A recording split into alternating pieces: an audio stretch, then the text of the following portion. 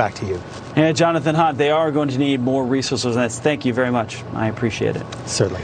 So now let's bring in Power to the Future. Power to the Future Executive Director Daniel Turner related to this. Oil prices have been falling to their lowest level since September 19th because of this new COVID variant concern.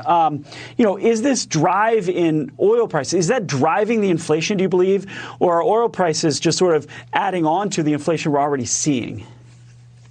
Yeah, well, first off, I think any drop in prices is good for consumers because they are making up the difference. The high energy prices is one of the main drivers of the inflation because everything in the world, everything in the marketplace, everything from agriculture, everything that is manufactured requires energy. And as energy prices go higher, electric bills, furnace bills, et cetera, for things like steel or even solar panels, well, those prices, then those higher prices are passed on to consumers. So a reduction in energy costs is good. I hate to see it driven by this. I would rather see the lower prices because of an increase in supply like we had in the previous administration. A better way to lower prices rather than celebrate the fact that this COVID variant is driving down demand is to increase supply. It's better for the consumer, it's better for the economy, and better for our national security. And we're seeing the oil price here. It's the worst day since April of 2020, down, 12.26%, greater than 12% here.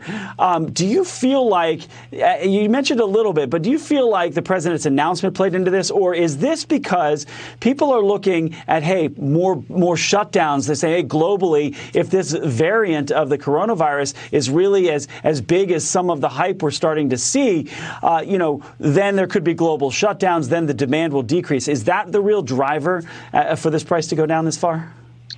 Yes, I think you're right here because oil prices, like the stock market, are future indicators, right? So the markets are telling us where they think 6 months into the future we will be. And I think the fear that is being driven around this new pandemic, this new variant of the pandemic, has businesses around the world concerned that this is going to lead to more shutdowns. A lot of the drop we saw last year was because of less demand, right? Kids weren't on school buses. People weren't traveling.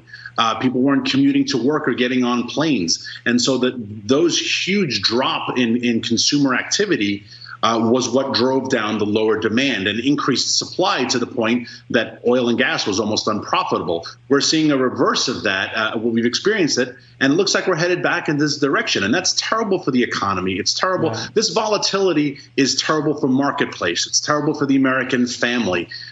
So again, if I were the president, the best thing I could do to bring some stability to energy markets is to have as much production in our own country as possible, whether it's Delta variants or this new South African variant or so many other factors, depending upon the world, depending upon OPEC for our energy is a bad strategy. And I wish President Biden would understand that.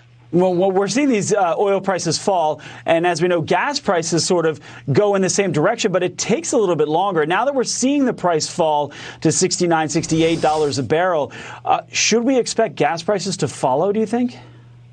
They will, in time, without a doubt, follow. And that is very good for consumers and good for families. But we're also going into winter. And at least where I am right now in rural Virginia, it's unseasonably cold. And so as we are being driven in, either because of the cold or because of fear of this new variant, we're going to be heating our homes more.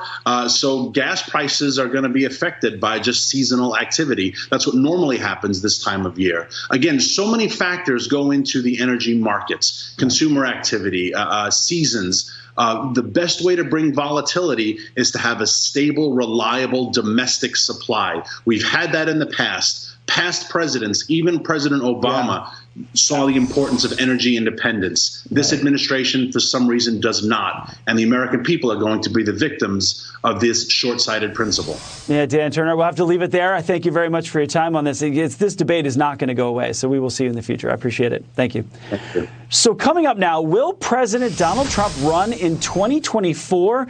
And